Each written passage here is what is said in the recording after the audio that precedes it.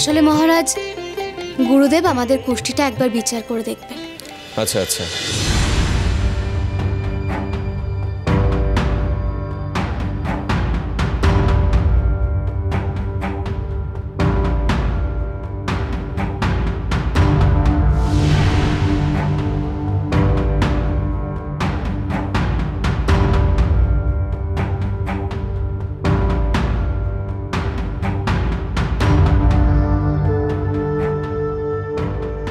না না না না, আপনাদের বিবাহে কোনো অকল্যাণ ঘটেনি রানীমা, বরঞ্চ আপনাদের বিবাহের কারণে মহারাজের মৃত্যুযোগ কেটে গিয়েছে। দুটো বড় ফাঁড়া থেকে বেঁচে গেছেন মহারাজ। আপনাদের দুজনের বিবাহ অত্যন্ত শুভ ফল বহন করছে, তাই পুনরায় অগ্নিসাক্ষী রেখে বিবাহ পরবর্তী সংসার ধর্ম পালনে আপনাদের কোনো বাধা নেই। ও তো এই জন্য কুষ্টি বিচার।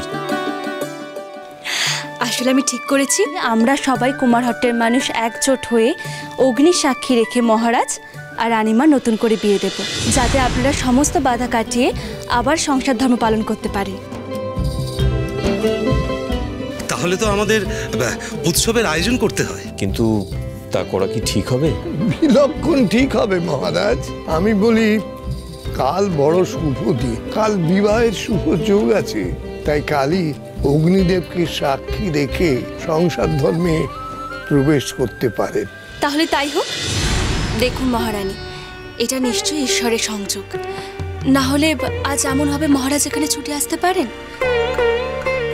মহারাজ, আপনি কাল এই উৎসবের ঘোষণা করে দিন। কিন্তু রামপ্রসাদ ঠাকুর তো এখন এখানে নেই, উনি আসার পর এগুলো করলে হতো না? না না মহারাজ, ওভাবে ভাববেন না। আসলে ওনার এখনো কদিন লাগবে ফিরতে, আর গুরুদেব যখন বলেছেন কালই শুভ দিন, তখন আমার মনে হয় আর দেরি করা ঠিক হবে না।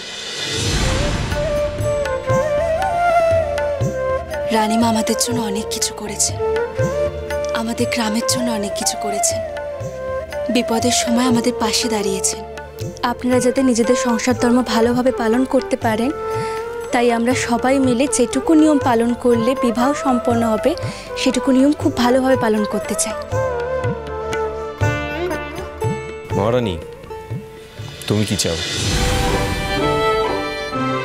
আমি আর কি বলবো মহারাজ, আপনার যা ইচ্ছা আমারও তাই ইচ্ছা। বেশ, তবে তাই হোক। দেওয়ানজি, কুমারহট্টে ঘোষণা করে দিন, কালই রাজপ্রাসাদে সবার সাদর আমন্ত্রণ।